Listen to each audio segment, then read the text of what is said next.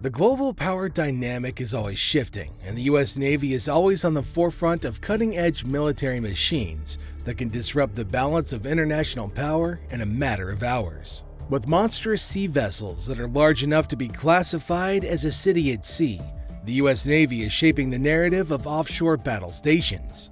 Aircraft carriers, destroyers, and submarines are among some of the deadliest single war machines on the planet today, and they are all well represented in the U.S. Navy's fleet. Perhaps what's more baffling is the enormous resources it takes to maintain these gigantic sea monsters and the large manpower that runs these floating and submersion cities. The big question then becomes, what does it take to keep this incredible vessel running at peak performance? Number 1. U.S. Navy aircraft carriers. On March 20th, 1922, the United States Navy commissioned its first aircraft carrier, the USS Langley CV-1. The Langley was a modified Proteus-class collier, initially commissioned as USS Jupiter AC-3. Langley was quickly followed by the Lexington-class USS Ranger, the first purpose-built carrier in the American fleet, the Yorktown-class, and the USS Wasp. These classes made up the entirety of the United States carrier fleet operations before World War II. With World War II looming, President Franklin D. Roosevelt commissioned two further classes of carriers, the Essex class, which is informally divided into standard bow and extended bow subclasses, and the Independence class, which are categorized as light aircraft carriers. Between the two classes, 35 ships were constructed. During this time, the Navy also purchased two training vessels, USS Wolverine and USS Sable, with the unclassified miscellaneous IX hull designation.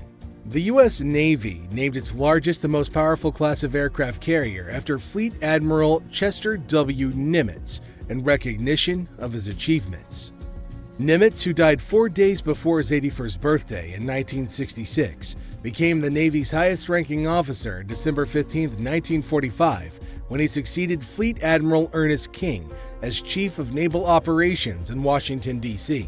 Under his leadership, the Navy underwent significant reform. He commissioned the first nuclear-powered submarine and formed the Blue Angels.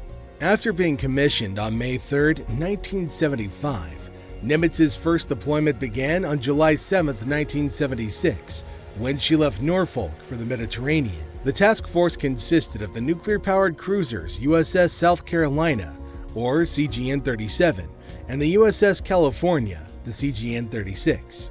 The deployment marked the first time in 10 years that nuclear-powered ships were sent to the Mediterranean.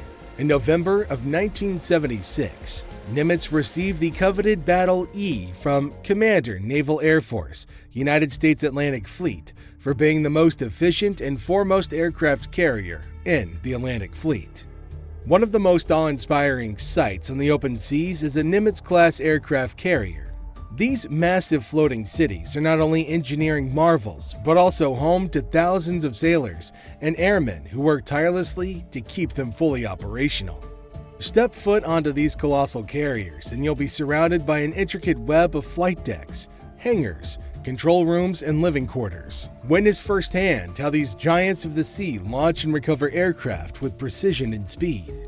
At its most basic, an aircraft carrier is a ship equipped with a flight deck and a runway for launching and landing planes. These carriers can travel at speeds of more than 35 knots, allowing them to reach any location in the ocean in a few weeks. The American Nimitz-class massive aircraft carriers, with approximately 1 billion different components, are among the most complex machines in existence. Their essential concepts are simple. They're designed to transport a variety of aircraft overseas, launch and land planes. They also function as a mobile command center for military operations and house all of the personnel involved in these various jobs. A carrier is a combination of a ship, an Air Force installation, and a small city. This contains a flight deck, hangar deck, island, crew housing and working quarters, a power plant and propulsion system, and a variety of other systems for food, freshwater, and city-like operations. The ship's hull, made of extremely strong steel plates, provides excellent protection against fire and combat damage. Additionally, the ship's structural integrity is derived from 3 horizontal elements: the keel, flight deck, and hangar deck. The way this works is that the ship's lowest half is rounded and thin, while the area above the water stretches outward to form a large flying deck.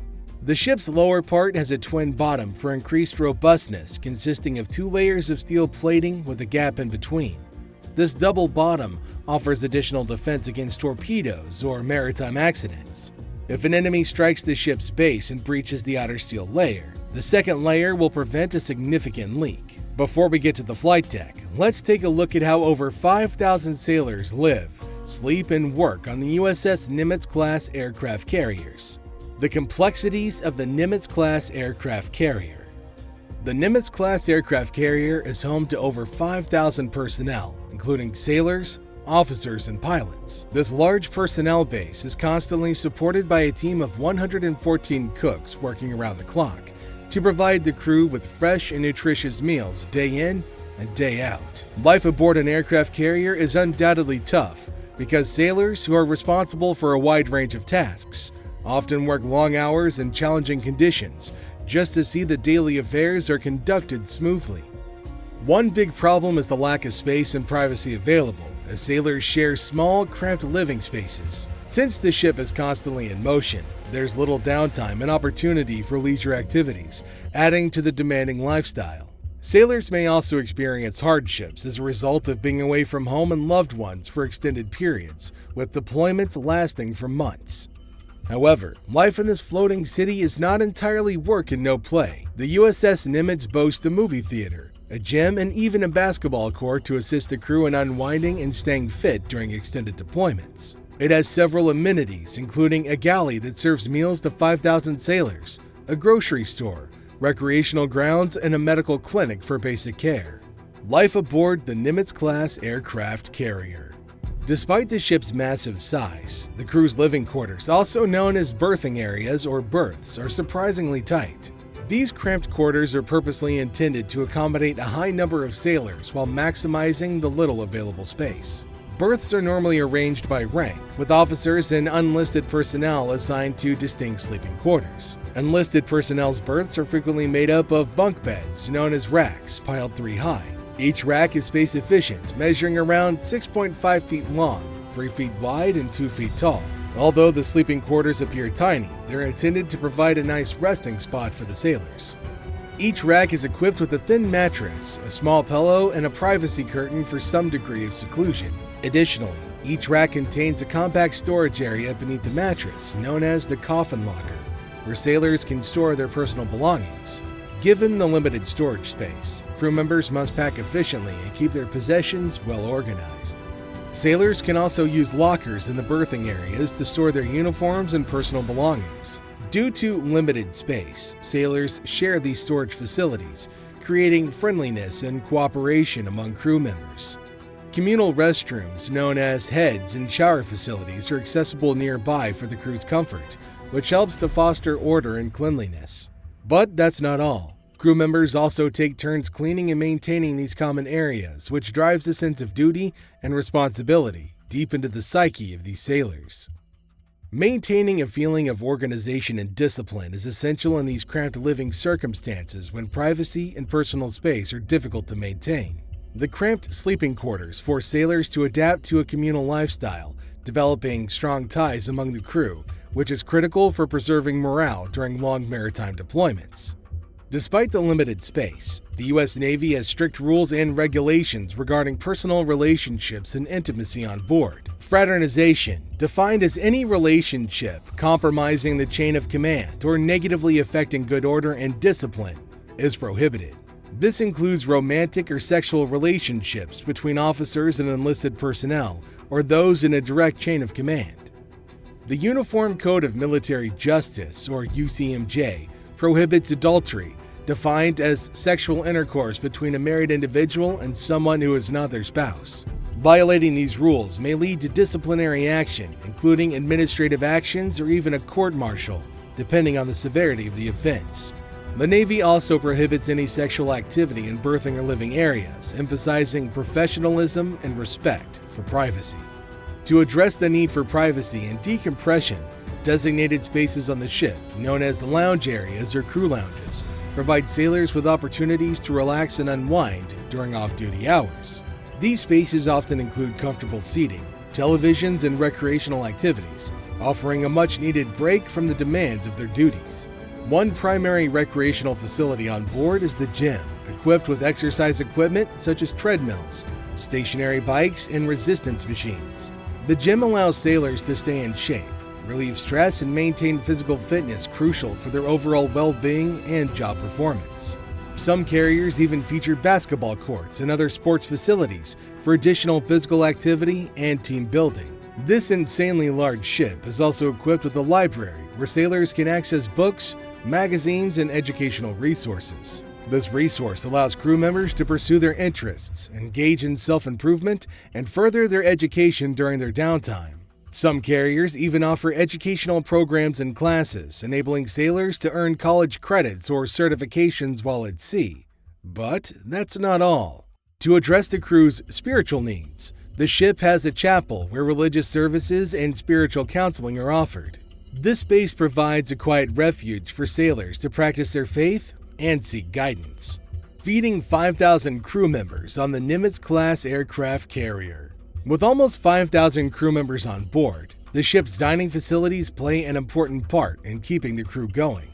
To feed all sailors on an aircraft carrier, a team of just over 100 sailors must cook almost 17,300 meals per day, which is a culinary wonder in and of itself. Feeding a crew of more than 5,000 sailors on a USS Nimitz-class aircraft carrier is a task that requires careful planning, efficient execution, and a dedicated team of culinary specialists. The ship's dining facilities, also known as galleys or mess decks, are responsible for providing nutritious and satisfying meals to the crew, ensuring they remain healthy and energized throughout their deployment. The galleys on a Nimitz-class aircraft carrier are designed to cater to the diverse dietary needs and preferences of the crew. Each galley is divided into various sections, including the main serving line, salad bar, and sandwich bar. Vegetarian and vegan options are also available, accommodating all dietary requirements. The meal schedule typically consists of 4 meals per day: breakfast, lunch, dinner, and a late-night meal known as midrats. The menu is carefully planned, meeting nutritional guidelines and satisfying the crew's diverse tastes. The ship's food service officer works closely with culinary specialists to deploy a variety of meal options. To achieve this, the food service officer and culinary specialists rely on a vast stockpile of ingredients and provisions stored in the ship's storerooms. These supplies are meticulously managed to ensure the ship can continue to provide quality meals throughout the deployment. Typically, these storerooms contain everything from fresh produce to canned goods, frozen meats, and other perishables, stored in massive refrigeration units. Culinary specialists on a Nimitz-class aircraft carrier are highly skilled professionals who undergo extensive training in food preparation, food safety, and nutrition. Led by the chief chef, the team ensures the highest standards of food quality and sanitation are maintained. Between 16,000 and 18,000 meals are produced daily by around 100 cooks, ranging from breakfasts served at 6 a.m. to midrats. Planning is essential, and the ship's cooks adhere to a menu cycle lasting 15 days, receiving supplies at sea once every week. This intricate process involves preparing enormous quantities of food, with supply ships bringing between 400,000 and 1 million pounds of food every 7 to 10 days. The chefs begin their day well before the crew wakes up, preparing breakfast items like eggs, bacon, pancakes, and oatmeal. Throughout the day, they continue to cook, bake, and prepare a wide variety of dishes, from grilled chicken to pasta and stir-fry. Baking fresh bread and desserts is also integral to their duties, all within the constraints of limited spaces. To efficiently manage the limited space and resources on board, chefs must employ highly efficient and resourceful meal preparation techniques, such as batch cooking and utilizing pre-made sauces and mixes. Despite these constraints, they strive to create visually appealing and flavorful dishes that are both nutritious and promptly served, recognizing the crucial role of food quality in maintaining the crew's morale. In addition to the main galleys, some Nimitz-class aircraft carriers have smaller wardrooms for officers, where a separate team of chefs prepares meals specifically for the ship's officers. While wardrooms offer a more formal dining experience, the emphasis on providing nutritious and satisfying meals remains a priority in both the main galleys and in wardrooms. To ensure food quality and safety standards, Nimitz-class aircraft carrier galleys adhere to strict protocols for hygiene and sanitation. Chefs follow guidelines for hand washing, food storage, and preparation to minimize the risk of foodborne diseases. Regular inspections and cleanings of galleys and dining areas help maintain a safe and sanitary environment for the crew.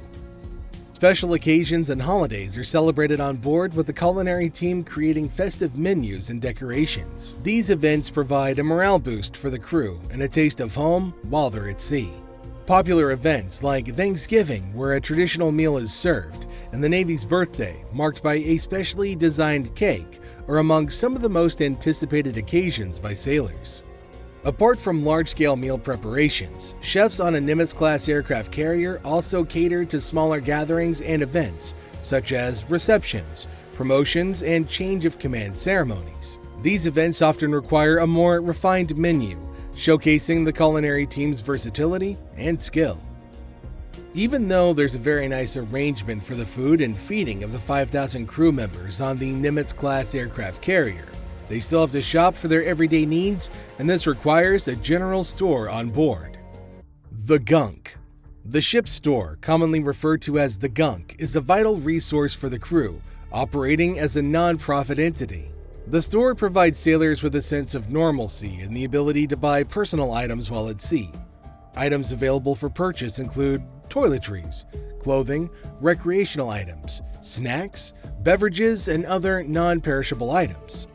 Managed by dedicated sailors known as Ship's Servicemen or SH, the ship store operates as a non-profit, with prices typically lower than onshore stores and no sales tax. Revenue generated supports morale, welfare, and recreation or MWR programs on board, contributing to the crew's quality of life.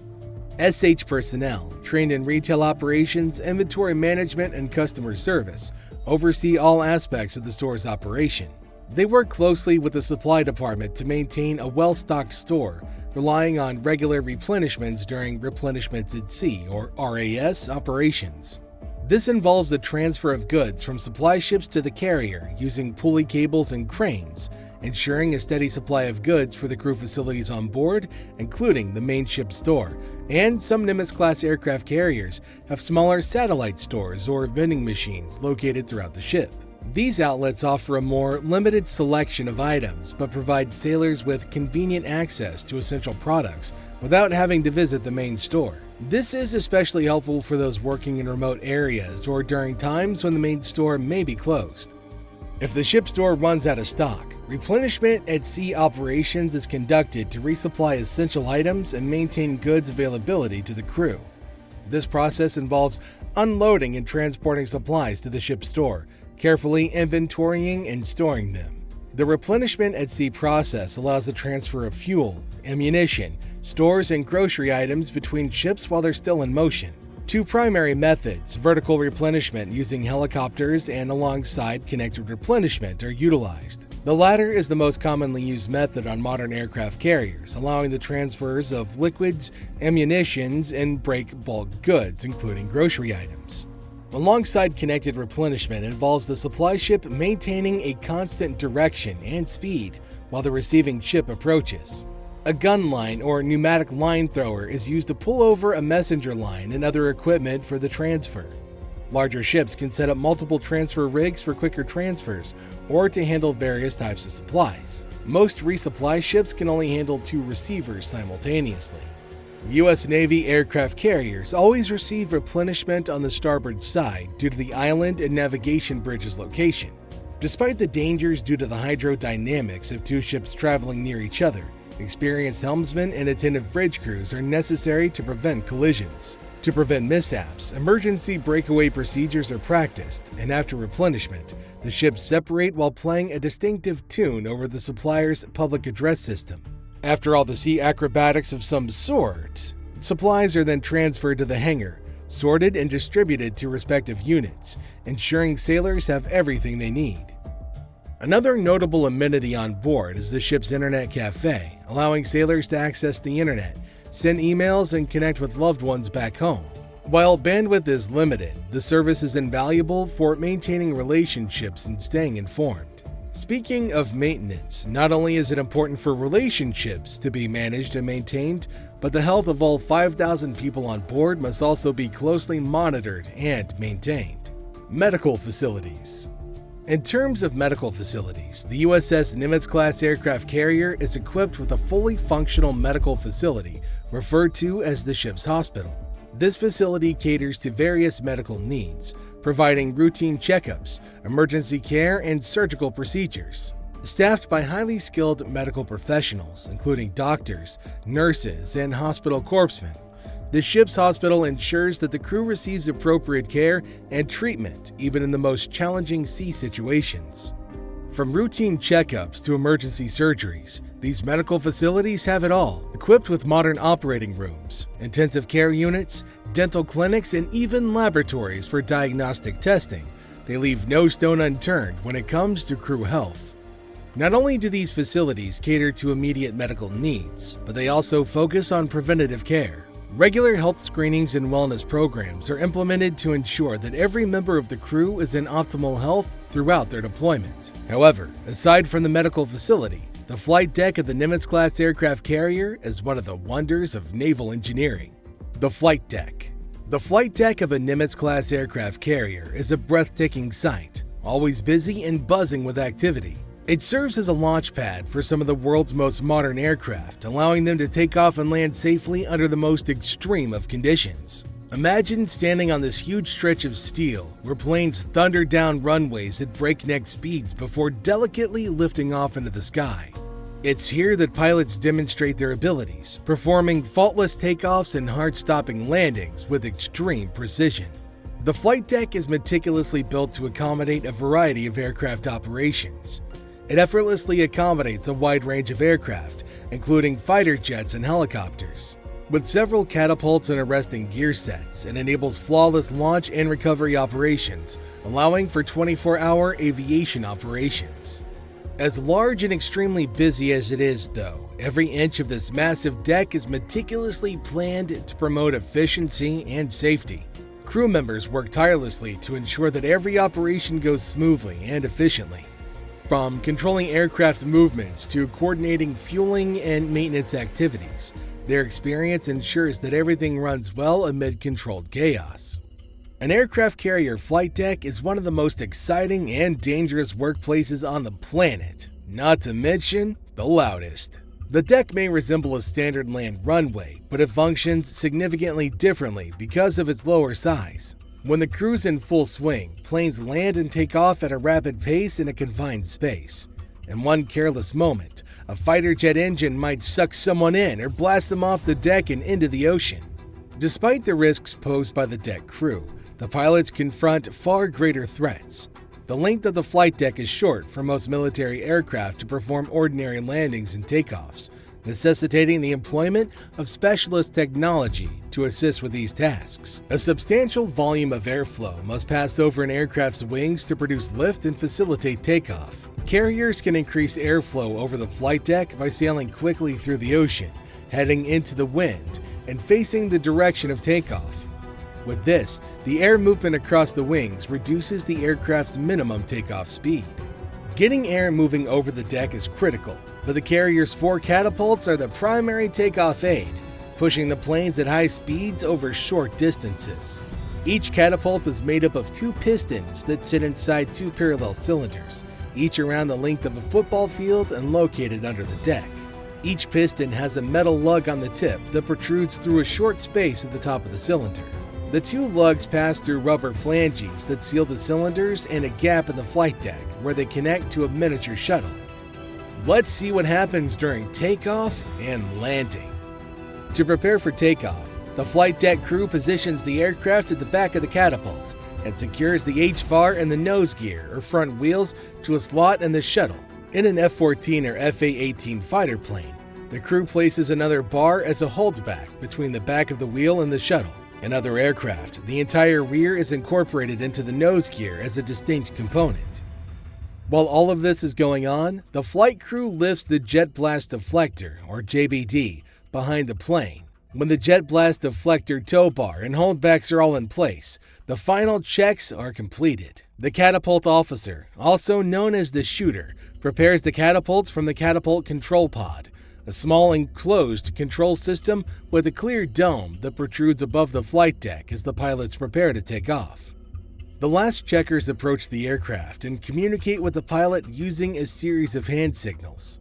The first checker, placed near the nose, instructs the pilot to turn off the engines and release the brakes, while the second checker, located near the tail, inspects the underside of the aircraft to ensure that there are no obstructions or hazards that could threaten the launch. Once the second checker provides the all-clear signal, the first checker instructs the pilot to restart the engines and prepare for launch as the aircraft accelerates and lifts off the deck.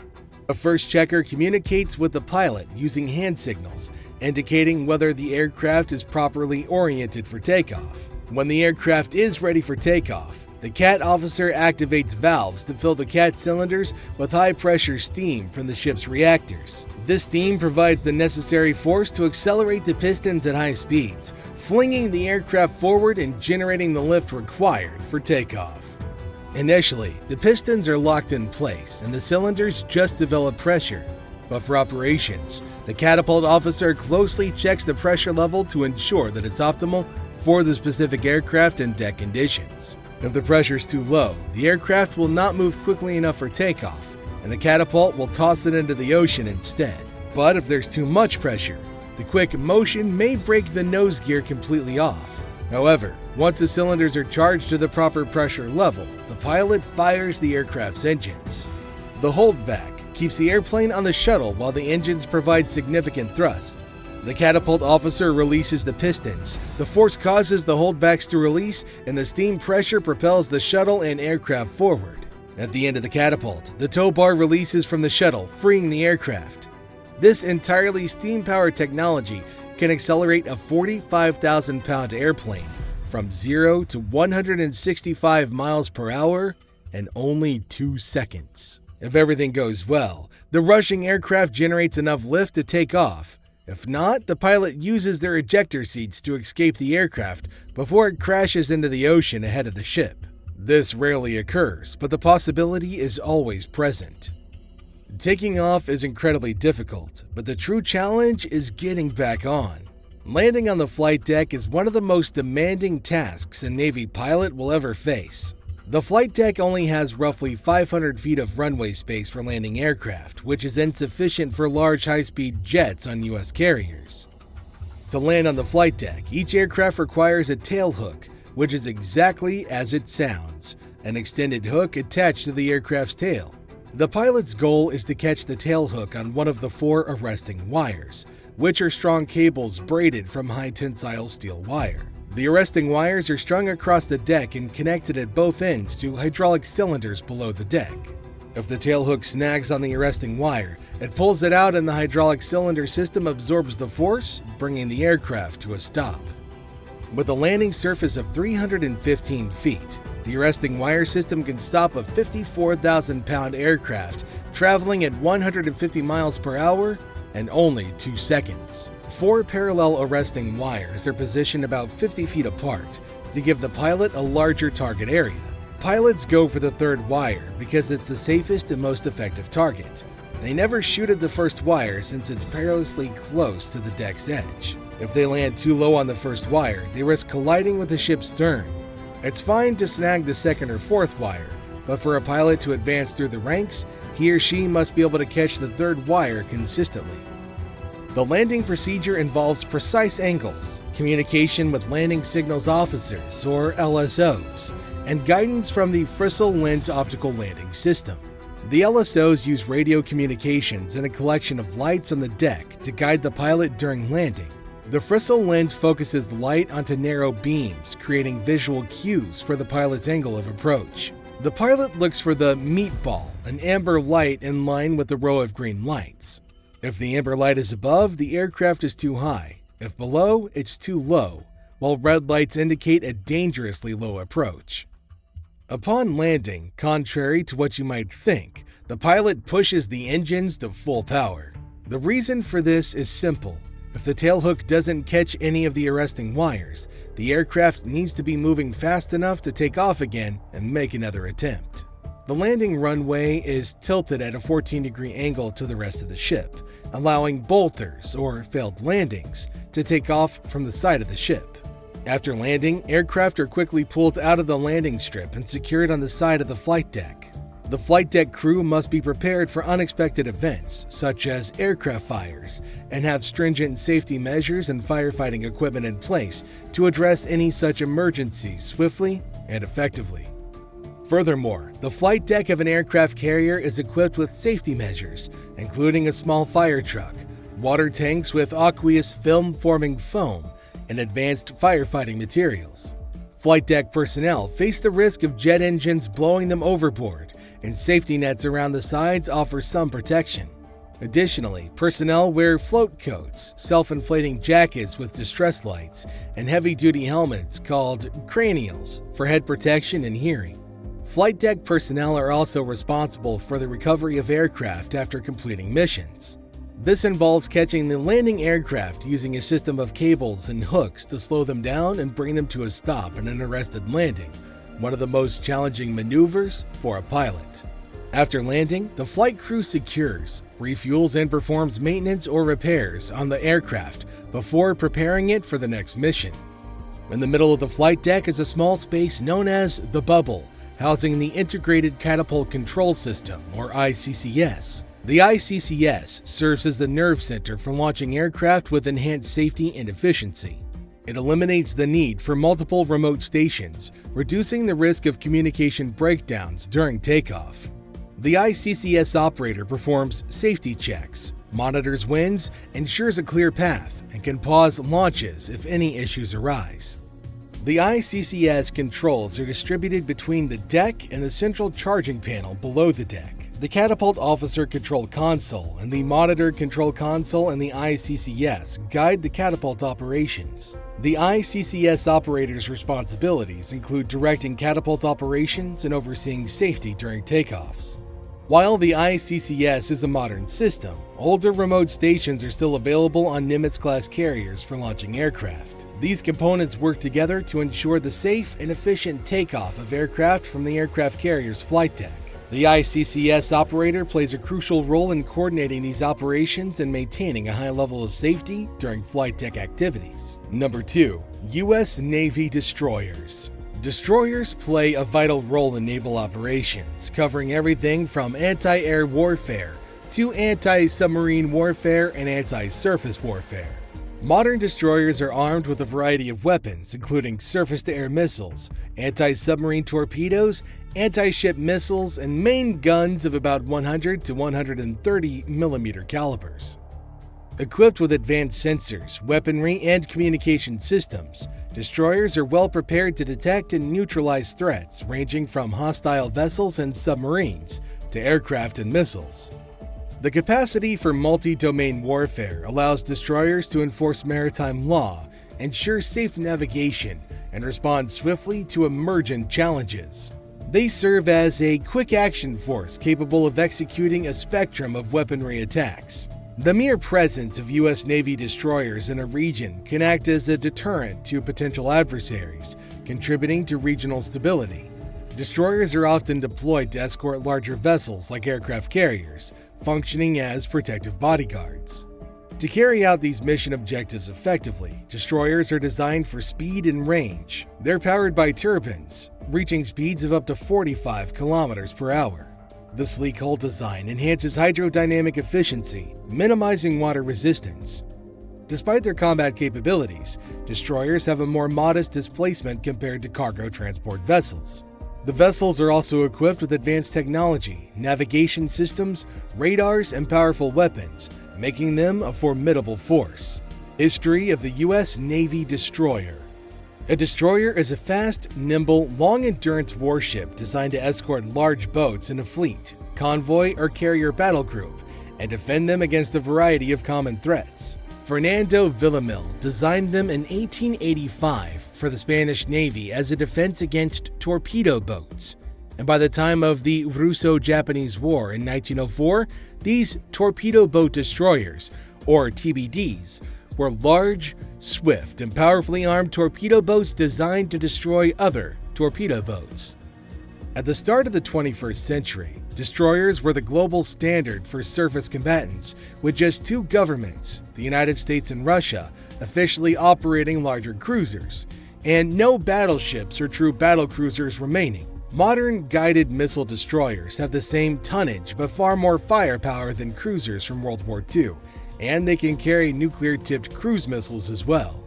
From the first U.S. destroyer commissioned in 1902 to the famous ships of World War II to the Arleigh Burke class, the U.S. Navy's destroyers have evolved from small, fast, close-in support combatants to multi-mission offensive and defensive warships capable of operating independently or as part of strike groups.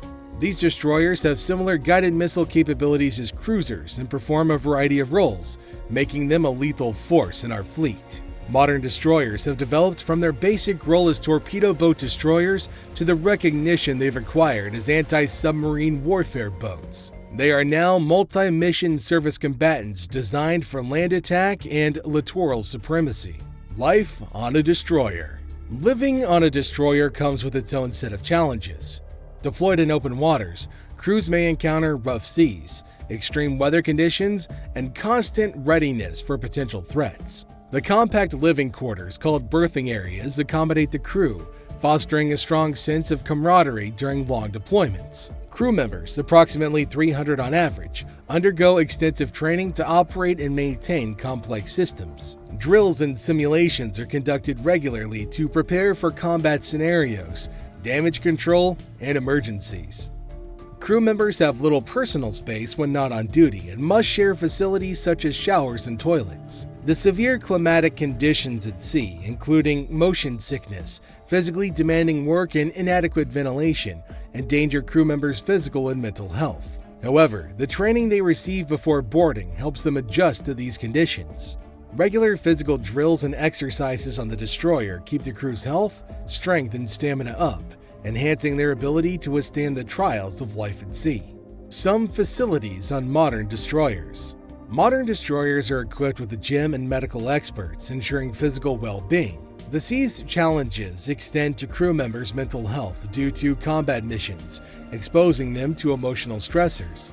Extended deployments and separation from family can contribute to the emotional distress of sailors, and recognizing these concerns, the U.S. Navy prioritizes mental health, providing counseling services and promoting open communication amongst other strategies to keep the crew fit and in their sane minds. Different trainings required aboard a destroyer. Rigorous training is crucial for the crew's preparedness. Regular drills cover combat scenarios, damage control, and emergency response. Watch duty involves monitoring specific ship areas, systems, or functions, and ensuring continuous coverage, while fire drills are conducted bi-monthly, testing emergency fire pumps and firefighting procedures.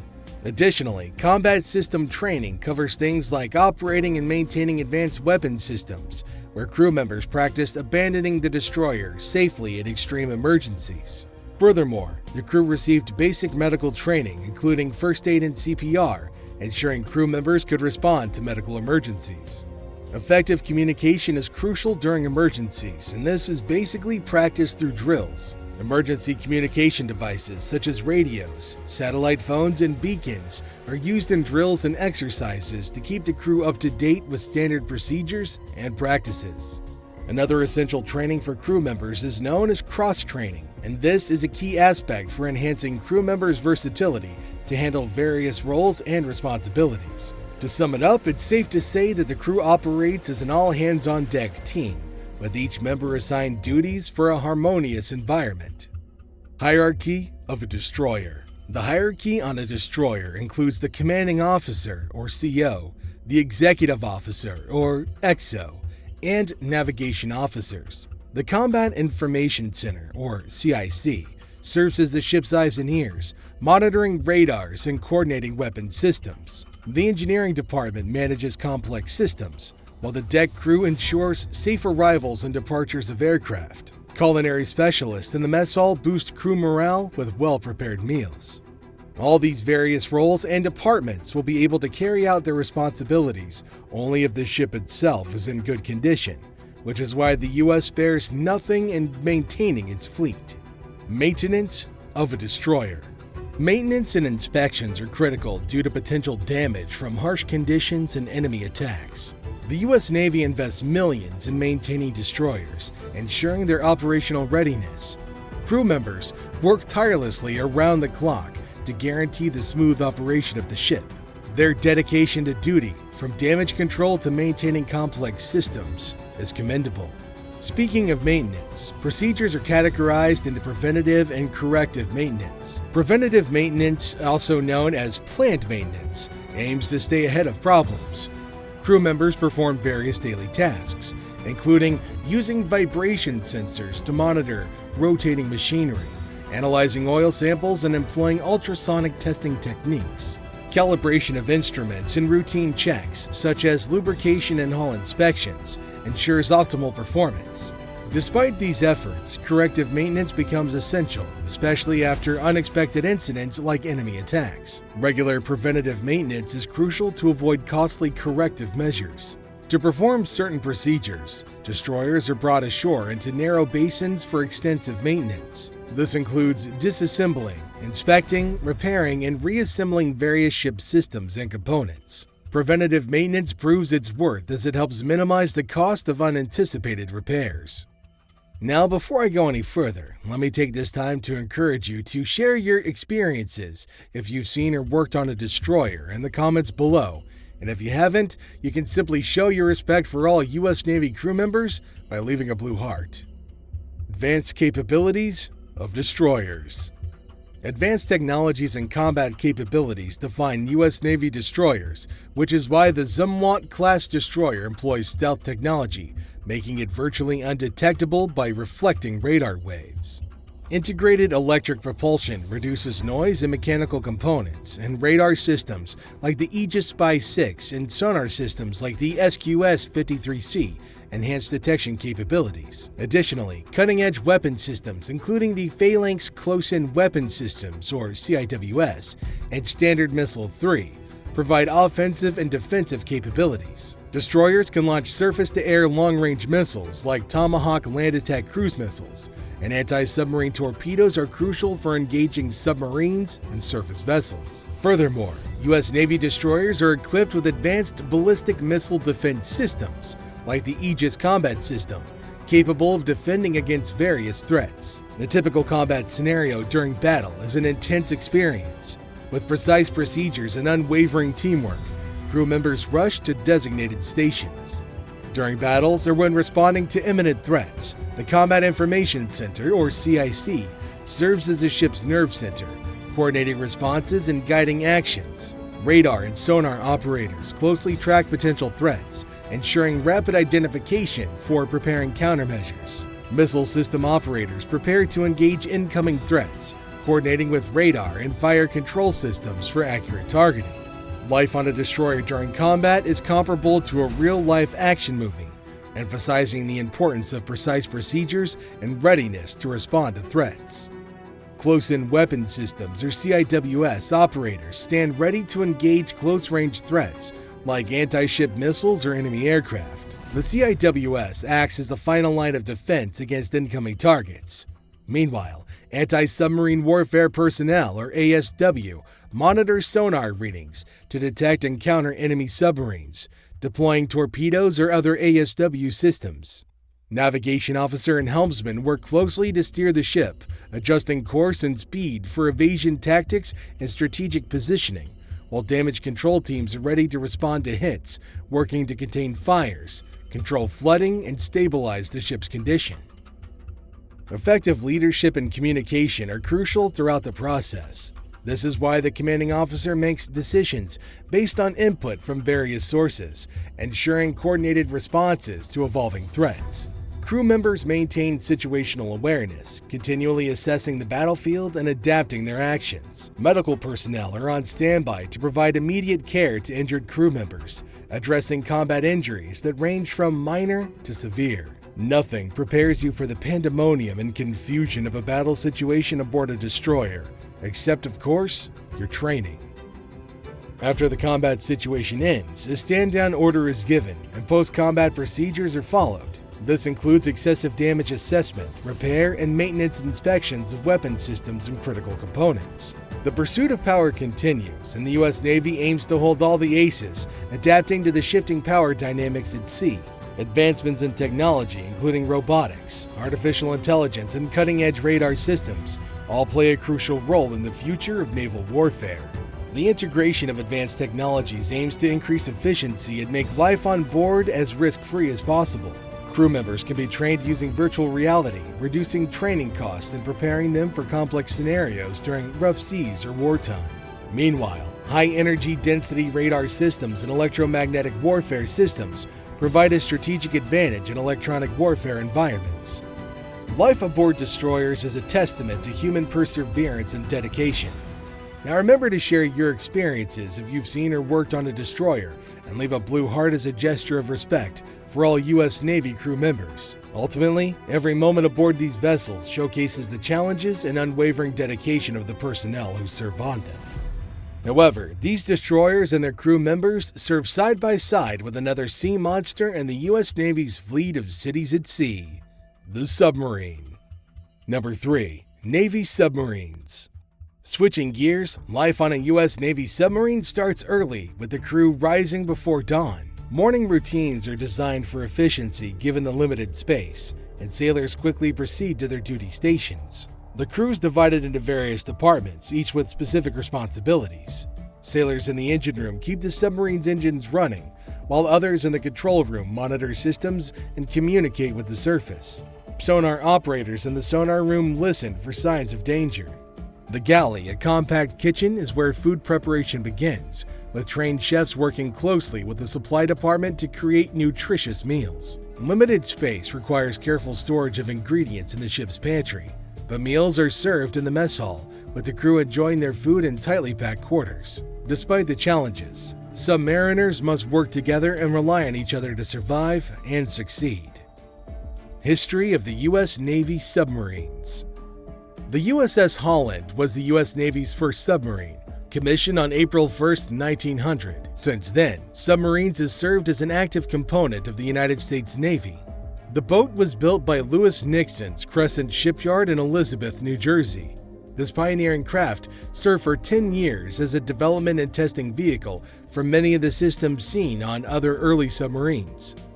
Later submarines were named Grampus, Salmon, and Porpoise, as well as after venomous and stinging species like adder, tarantula, and viper. Submarines were renamed in 1911 with alphanumeric names like A1, C1, H3, and L7. In 1920, the United States Navy Department adopted a standardized type and class letter classification system. SS was adopted as the two-letter class designation for submarines. In addition to a name, each U.S. submarine has a class designation followed by a hull number. It should be noted that SS does not stand for submersible ship.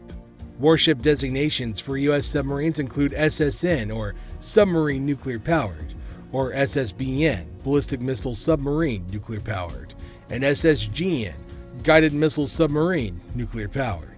Nautilus was the first nuclear powered submarine. Nautilus set sail for the first time on January 17, 1955, with the monotonous message, "Underway on nuclear power." Until that moment, submarines had been torpedo boats tethered to the surface due to the necessity to charge their batteries, frequently with diesel motors. The Nautilus's nuclear power plant enabled the submarine to stay underwater for months at a time, with the only operational constraint being the amount of food it could carry. Even this may be overcome with many submarine supplies. The ultimate constraints would be to replace worn-out equipment, the hull's fatigue limit, and crew morale. With such a deadly weapon housing so many sailors in deep sea, the command and control structure of a typical U.S. Navy submarine is airtight. Hierarchy of the U.S. Navy submarine. As the highest-ranking officer, the captain oversees all aspects of the submarine's operations.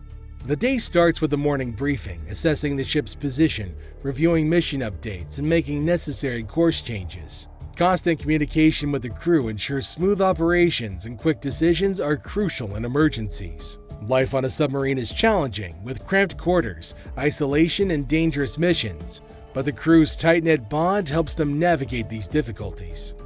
Whether responding to an underwater threat, dealing with a fire on board, or navigating through rough seas, the captain must remain calm and composed. In addition to operational responsibilities, the captain plays a critical role in maintaining the crew's morale during extended periods of living in close quarters. Organizing social events, leading discussions, and being a role model are essential tasks for fostering a positive atmosphere. The captain also oversees the maintenance and upkeep of the submarine, ensuring all systems function correctly. Collaboration with the supply department is crucial to ensure an adequate provision of supplies for the mission. Regular briefings and meetings with the crew and higher-ups in the Navy play a crucial role in keeping everyone informed and gathering feedback. As the submarine's primary navigator, the navigator is responsible for safe and efficient navigation. A deep understanding of the submarine system and constant awareness of the vessel's surroundings are crucial. Morning briefings provide updates on the submarine's position, mission changes, and potential hazards. Monitoring ship systems, tracking position, and making quick and accurate calculations are all key responsibilities. The navigator also communicates with the crew and participates in regular briefings and meetings. Maintenance of the submarine's navigation systems is vital, requiring a deep understanding of technology to troubleshoot and fix issues. The sonar operator, as the submarine's primary sensor, detects and tracks underwater targets. Analyzing and interpreting data collected by sonar systems is a primary responsibility. Continuous monitoring of sonar systems and detecting potential targets or hazards are essential tasks throughout the day. The weapons officer, as the submarine's primary weapons specialist, maintains vigilance over the submarine's arsenal, ensuring the readiness of weapons for use. Developing and implementing weapon strategies and overseeing proper functioning and repairs are constant responsibilities. Entertainment on a U.S. Navy submarine. Sailors aboard a submarine, despite limited free time, engage in various entertainment and relaxation options. Facilities, such as a small gym, provide opportunities for physical activity. The cramped sleeping quarters, with bunk beds arranged in tight rows, offer sailors a place to relax and sleep. Privacy is maintained with curtains on each bunk. Quiet hours are enforced, and earplugs are provided due to the noise of the submarine's machinery in the ocean. However, how does a submarine that spends months underwater get to replenish its supplies? How emergencies are handled on a U.S. Navy submarine. Supplies on a submarine are replenished through at-sea replenishment. This involves a supply ship rendezvousing with a submarine underway to transfer food, water, fuel, and other supplies. Coordination between the crews of both vessels ensures safe and efficient supply transfer.